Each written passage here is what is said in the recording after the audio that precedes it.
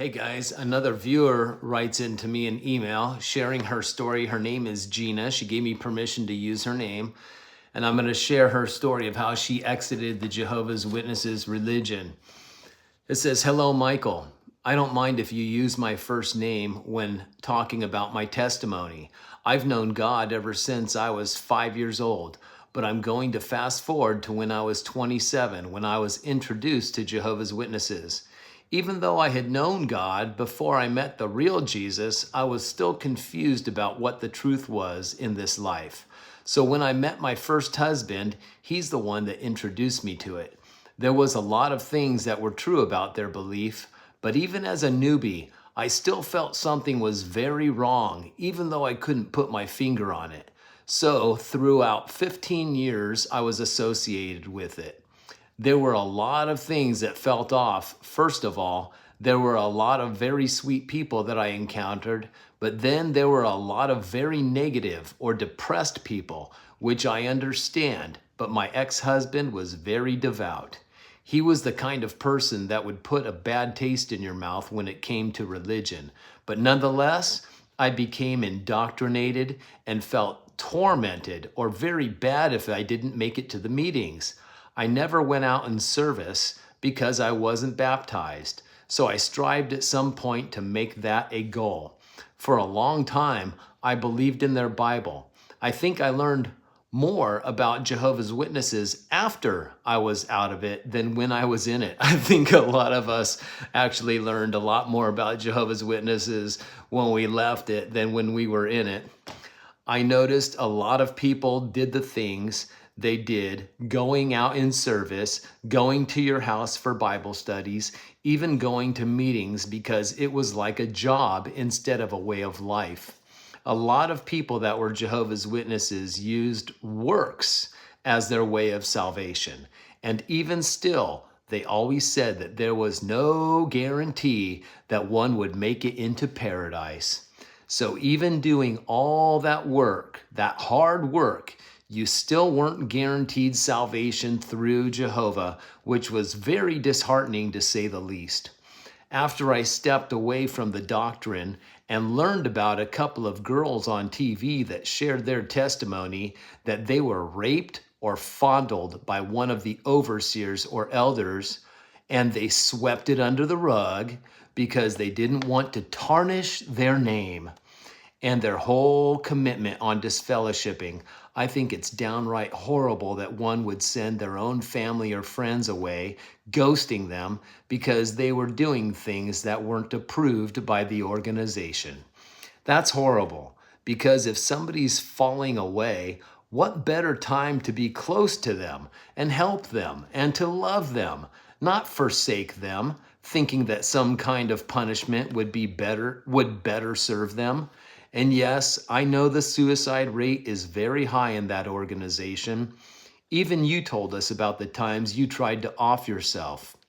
It's a horrible cult, and one of their biggest flaws is the fact that they put Jesus on the back burner. They demean his position, which is a big no-no in the truth. When I found out that their organization was not the truth, I was actually so very relieved, so happy, laugh out loud. I was astonished because I felt free from their chains, their burdens, and all of their must-do works and just everything. They took the New Testament and completely destroyed it. They turned literally almost every name of Jesus into Jehovah. The New Testament is all about Jesus, but in their Bible, they replace a lot of words to change from Jesus being God to a God, or put Jehovah's name where the name Jesus should be. I know that the name of our Creator God, the self-existent, eternal Jehovah, is his name, and Jesus is the name given to the flesh by Jehovah God himself. Another interesting antidote is if you look up Charles Taze Russell, the man who created the Watchtower, he was actually a Freemason. If you read about him and do some research, you'll see some pretty interesting symbols on his headstone. I just want to pause there a moment. I remember when I saw his symbols on his headstone. You guys should look it up, really. But Jehovah's Witnesses won't do any other research outside of their doctrine, and so they'll never know they're a stubborn people. My testimony is pretty simple. Mostly, I can remember about being in the organization. Let me read that again.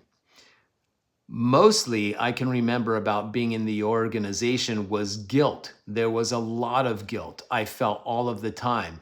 If I didn't make it to the meetings, I felt guilty. If I didn't financially contribute, I felt guilty. It was just an ongoing cycle of guilt and remorse, and I always felt condemned. Me too. But after I was freed by Jesus himself, I knew for a certain Jesus was God and the truth.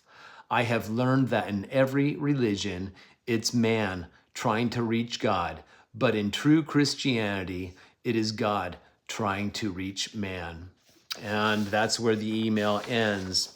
And I want to thank you, Gina, for sharing your story with us. I'm sure there's a lot of people that will appreciate it and have similar things that they know of in the Jehovah's Witnesses religion that they were questioning, or even things that have happened to them.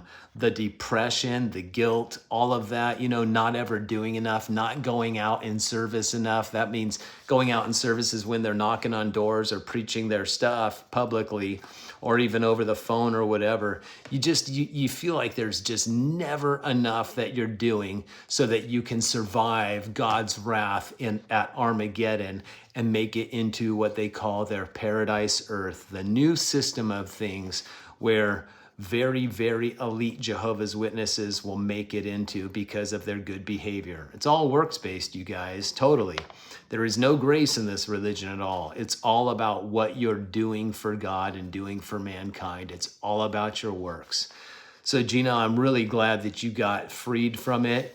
As you said, you are free from their chains. And I think that would be a good title to give this this email, Freed from the Chains of Jehovah's Witnesses. So thank you so much for sharing, Gina.